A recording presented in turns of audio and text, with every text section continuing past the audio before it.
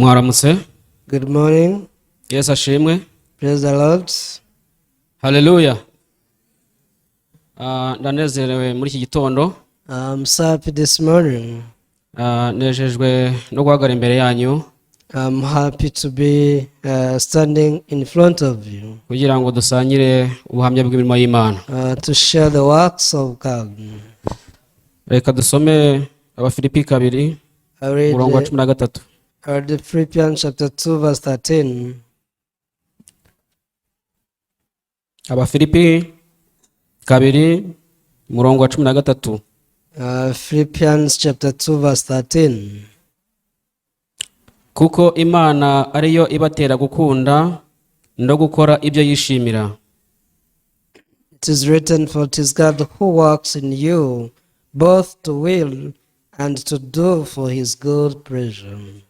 Kuko Imana ariyo ibatera gukunda no gukora ibyo yishimira. For it is God who works in you both to will and to do for his good pleasure. Ndashima Imana rero uyu munsi. I thank God today. Kinteye gushima Imana cyane nayimaze igihe nahagarara imbere yanyu. It has been long since I stood before you. Mu by'ukuri suko Imana itankoreraga ahubwo byaterwaga no kumvira igitekerezo cyanjye. It's not that God did not work for me, but I was following my thoughts. Hari ukuntu nibeshye cyane. I was deceived much. Nkavuga nti aba bantu kuhagarara imbere biragoye. I thought standing before you is difficult. Na abantu bakuru, na abantu bazi ubwenge, abahanga. I said these people are grown up, they are wise. Bityo bikantera ubwoba cyane bwo guhagarara imbere yanyu. So I was afraid to stand before you. Icyo gitekerezo rero mu by'ukuri nasanze narebeshye cyane.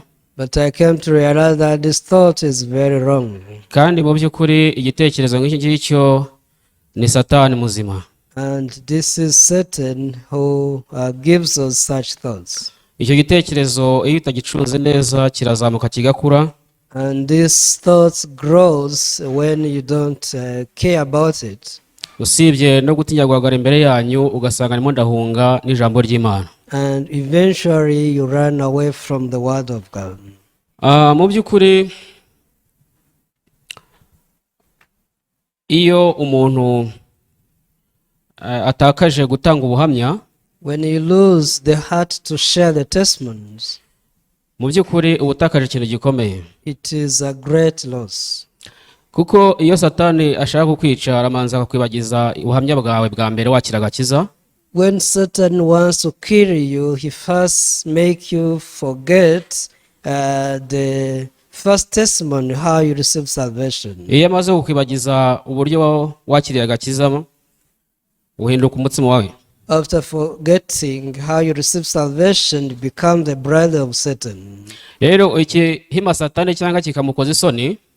And what makes Satan ashamed ni ukujya uhora uvuga uburyo wakiriye agakiza. is to keep sharing the testimonies, how ukajya you uhora received uvuga salvation, ububata bw'umwijima wahozeho. how you were free from the bondage of darkness. Ibyo uko urushaho kubivuga satani arushaho kugenda akorwa n'isoni. The more you share this, the more Satan is ashamed. Ariko njyewe ntabwo ariko byagenze. I didn't do that. Njye nari maze igihe rwose kirenga n'umwaka n'igice It was almost 1.5 ntabasha gutanga year ubuhamya bw'imirimo y'Imana. without sharing the testimonies of the works of God. Icyo gitekerezo rero cyaje kunkurana. This thought grew up. Ku buryo bene data abagabo bagize igitekerezo bayobowe n'Imana cyo kujya i Bujumbura i Burundi. Until when married brothers got the heart to go to Burundi. Bigitangira mu by'ukuri numvishe nanjye mbikunze.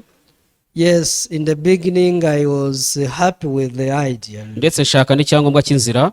I tried to find the traveling document. Ariko uko maze kucyaka ntangira guhura n'inzitizi. But after getting it, I faced some challenges. Ntangira guhura n'imbogamizi nyinshi zituma ntajyayo. There are a lot of difficulties.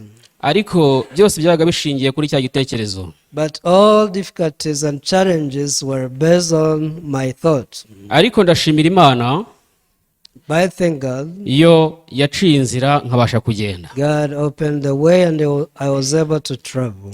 Rero tugarutse aho nasomye As we're coming back, Abafilipi 2:13, as I read Philippians chapter 2 verse 13, mu by'ukuri Imana niyo ibasha gutuma dukunda, surely God's the one who makes us willing, ndetse no gukora ibyo yishimira.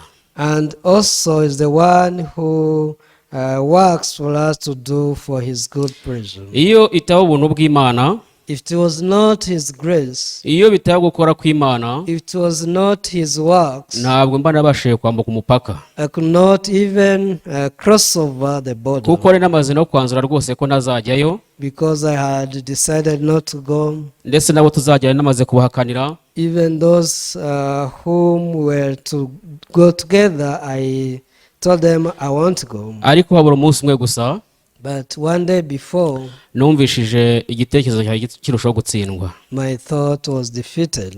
Nuko bukeye mu gitondo So the next morning, mbona ndagiye. I went. Mu by'ukuri byabaye amahirwe akomeye cyane. This was a great opportunity. Nagize umugisha ukomeye cyane muri urwo ruzinduko. I received much blessing in this journey. Mu nzira byaratugoye kugenda, On the way, it was not easy to reach. ku buryo twagezeho mu masaa 8:30 z'ijoro. We reached there around 7 p.m. Ariko tugikandagezeho ibirenge, But when we stepped there, twatangiye kumva gukora kw'Imana kumanuka muri twe. immediately we started to see how God is working for us. Dutangira kumva ubushake bw'Imana bumanuka muri twe. We could receive the will of God. Ibintu byose byakorekeye hariya Everything that happened there, ntabwo ari umurimo w'umuntu, it is not the work of man. ni imirimo y'Imana. It is the work of God. Imana yo yakunze ko ibyo bintu biba, God's the one who had a will for us to go. ni nacyo gitumye mpagarara aha ngaha kugira ngo mbivuge. Therefore, I stood here also to share his works. Aha hari korari yavukiye i Bujumbura. There's a choir which was born in Bujumbura. Iriya korari ntabwo twari tuyizi natwe. We didn't know this choir. Iyo tuza kuyimenya, If we knew the choir, tuba twarayihereye aha ngaha turepeta. we'd have rehearsal here. Ndetse iyo tuza kugerayo muri iryo joro, And if we knew by the time we arrived there in the night, tuba twararaye turepeta. would also have rehearsal the whole night. Ndetse niyo mu gitondo nibyo twabyukiyemo. Even the following morning we would have rehearsal. Ariko ntabwo ariko byagenze. But it didn't work like that. Ahubwo Imana ikunda But God who wills ko dukora ibyo yishimira. for us to do his will. Tugeze kuri church mu gitondo, At the church in the morning, tugeze ku rusengero mu gitondo, in the chapel, umutima w'Imana waratumanukiye. that is when we receive Umwuka the w'Imana heart of atangira God. gukorera mu bagabo. The Holy Spirit works Korari in the ivuka hearts ako of kanya. people. And that is how the choir was born. Twararirimbye, We sang, twararirimbye. Mu by'ukuri bene data y'Ibujumbura baranezerewe. and brethren were very happy in Bujumbura. Banezerewe cyane mu byo nanjye ntari nzi. It was beyond what I could know. Mu by'ukuri nabonye ukuntu bene data banezerwa. This is how I could witness our brethren rejoice. Bisanisha n'inzitizi n'igitekerezo cyanjye cyamuza kujyayo. When I thought how my thought was hindering me not to go, Ndushaho gutsindwa no gukorwa n'isoni. I was ashamed. Haleluya. Amen. Mu by'ukuri abantu twajyanye bavuga ko ari njye wanezerewe cyane. So I can say that I rejoiced much more than those whom we went together. Kuko nahimbaje Imana cyane, aritari nari nyivanyeho. There I was dancing until the podium was breaking. Ibi ntabwo ari amagambo gusa, Not only just in words. kandi abo twagendeye turi kumwe hano. We are together, the brothers were together Ntabwo there. natinywa kubeshya kandi turi kumwe. I can't lie. Uko niko byagenze. This is how it was. Yesu ashimwe. Praise the Lord. Naranezerewe cyane rero. I was happy. Mu by'ukuri nabonye bene data umunezero bafite. So I could see how brethren were very happy. Sanga n'iby'igiciro gikomeye cyane. So this was very grateful. Mu by'ukuri nabonye ukuntu bene data, abagabo, abamama, And I saw how married brothers, married sisters, nabonye ukuntu abagabo bahoberana bagahuza imisaya. They were hugging each other, Ibyo byaranejeje cyane, and I was happy.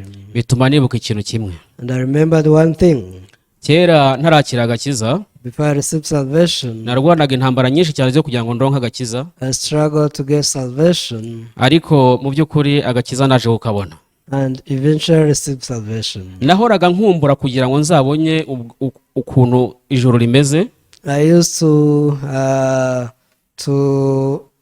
have the heart to see how heaven is, Nkumva ukuntu tuzahora ngo n'abandi bera twabuze. how we can meet brethren. Ibyo we did bikantera meet. amatsiko cyane. I had curiosity, Ariko mbonye ukuntu abagabo bahoberana bakegekeranya amajosi, but seeing how brothers were hugging each other, noneho byanteye kongera kunezerwa no kwibuka. I got much more curiosity, and Numva I binteye remembered, amatsiko cyane, se mu ijuru zameze bite? how it will be in the heaven. Haleluya. Amen. Mu ijuru zabimeze bite? In the heaven, how will it be? Gusa kujyaho ni vuba. And we are going there soon. Burya igihe numvise ko Yesu Kristo yapfiriye ibyaha byanjye byose, After hearing that Jesus Christ died for all of my sins, nta kindi yashakaga byari kugira ngo ngereyo. actually he wanted me to go to heaven. Bizaba bimeze bite rero? And how will it be? Mbitegereza amatsiko, I'm having much curiosity, ariko nzi ko ari byiza. and I hope it will be very good. Biciye muri uru rugendo Through this journey, nungutse byinshi cyane, I received much. yewe nta nubwo mbivuze ngo mbirangize, I cannot speak all. ahubwo ni mu masere. I will speak it in series. Nzongera ngaruke mbivuge. I'll come back. Murakoze. Thank you.